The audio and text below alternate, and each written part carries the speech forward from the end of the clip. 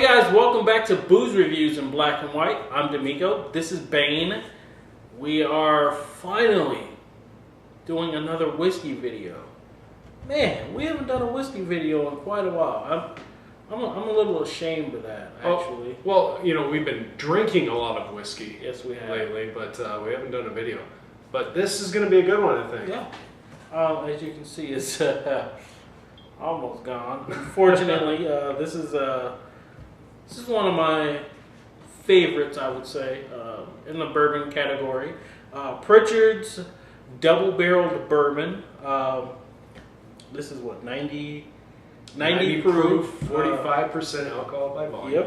Yep. 9 years old, average. A funny thing they do with this one is, you know, when you cut it to bring the alcohol down, because, you know, most whiskeys are proofed at about 120 to 125 proof. Anything higher than that, they typically don't want to do that because at that high of alcohol ratio, they tend to break down the barrels, meaning the alcohol literally will dissolve the wood that it's being contained in, which would be a huge mess. I'm sure the workers probably wouldn't mind just walking there with a straw and just go to town, but whatever. Go to town, maybe. You know? These guys need to make money, so yeah. They dither it down a little bit. But what Prichard's does, they bring it down to 100, maybe 95 proof, and then they re-barrel it in fresh, new charred oak barrels. And let it go, and then they bring it back down to 90 proof. So, sure. With that said, yeah, let's try this joint. The nose is very inviting, and I'm picking that word to describe it because it's not overpowering, but it's elegant. This one, I believe, is, I don't know the exact percentages, but actually, I won't even make that assumption now because I don't want to sound like an idiot. But I do know that there's corn, obviously corn because it's a bourbon, and rye in this as well. And from the nose, I can tell you, I don't think rye is a huge part of it. Probably not. Yeah. I get a little bit of that spicy gaminess almost, but nothing too crazy. A lot of raisin, a lot of honey, just tons of honey. Yeah, the honey's there. It's not overpowering. The oak characteristic is coming through the nose for me. But yeah, it's still very an inviting nose. It's mellow. Mellow. Yeah. Raisin, honey, marzipan, orange spice, a little bit of floral, a little bit of toffee. Definitely a little chocolate, maybe a little charcoal. There's something on the end that I just can't. I think the charcoal sums up the finish a little bit. Toffee's big on this as well. I am getting that little fruit component you were talking about. The honey is a little bit there. It's very complex. But it's well structured as well. I'm getting something different on the front, something different on the middle, and it finishes off with that nice charcoal. A hint of clove. Very nice. Yes. Now I will tell you, I don't know that this is widely available. I'm not sure exactly of their distribution or how much of it they make. It's not cheap. At least here in Minnesota, it runs about 65 bucks a bottle. But, you know, I've had this for the better part of 4 years, so, you know, that's just me. I want to add to the oak characteristic. I don't want to get away from that. There's a lot going on there, but I swear to God, it's like sucking on a piece of mahogany. Throughout the entire thing. That's kind of like this underlying theme. And it's kind never sucked on mahogany. I haven't just want to get that out there.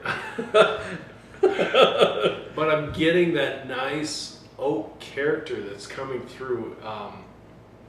But again, underlying theme, it's there. It's making everything else a little bit more pleasurable because you're not just getting rubbing alcohol and something else. You're getting an actual nice, subtle oak character and a fruit character or some sort of botanical type character. It's all flowing very nicely. I think I'm going to throw this one let's do an 89. I think it deserves, well, you know what? Let's step that up. 91. 91. Complex, nice and smooth. It's got a little bit of alcohol burn for me, but I'm going to still give it a 91 because it's got a great flavor profile.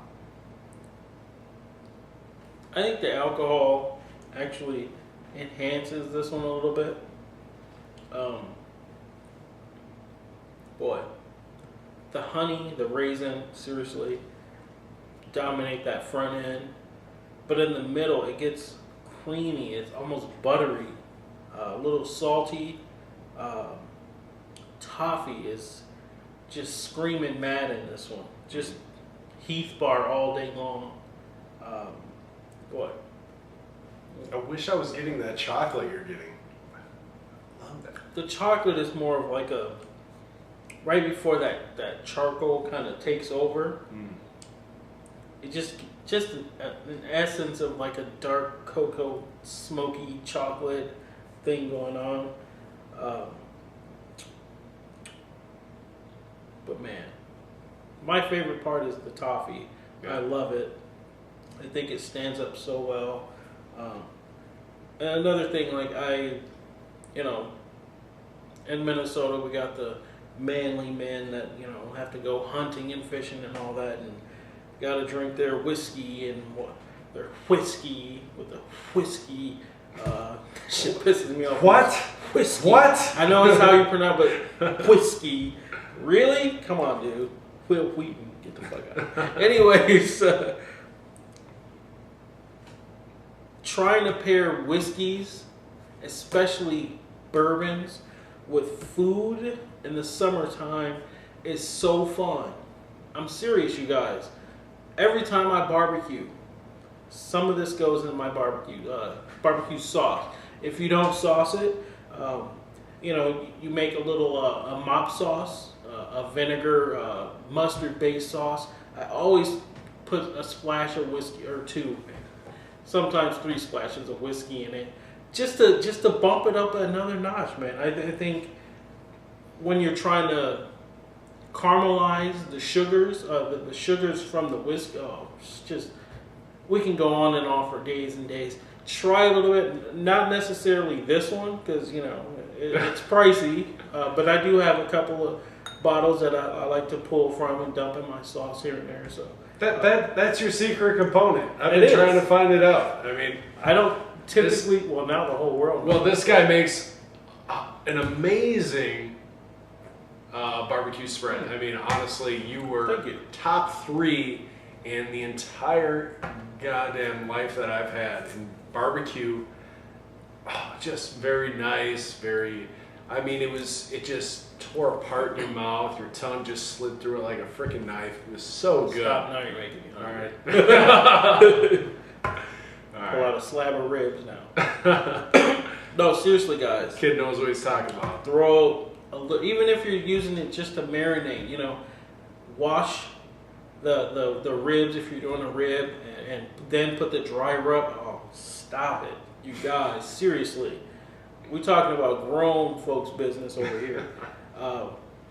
I love to pair bourbon with food. I don't know why. Some people think I'm crazy when I bust out my bourbon, when I put the barbecue spread on the table. Like, what? No. Just try it. You can look up on, YouTube or whatever. Do some of these bourbon cocktails. Whiskey Advocate actually does, they have these distillers, some pretty prominent bourbon distillers that put their own bourbon recipes in some of their magazines. and the articles are awesome. I've been trying some of those, been working fantastic. I urge you guys to try those. What is it, whiskeyadvocate.com or something like that? It might be still We'll post it or maltadvocate.com, something on but, yeah. Facebook. Yeah. I will give this 95 points. Very nice. 91, 95. I think we got a winner. Prichard's out of Kelso, Tennessee. Yep. Check it out. Double barrel bourbon. Like I said, it's not cheap. Put it on the Christmas list, birthday list. You know, maybe hang out with your local liquor merchant. Maybe you'll get a family discount or some sort. But seriously, if you can find it, I absolutely urge you to try it. I don't think you will be disappointed. And if you are, leave a comment, because I want to know about it. I want to know all of it. Be very detailed. Why you were disappointed. Yeah, I want to know who you guys are. Well, thanks again for watching. Subscribe, all that other stuff, and Sideways Beat.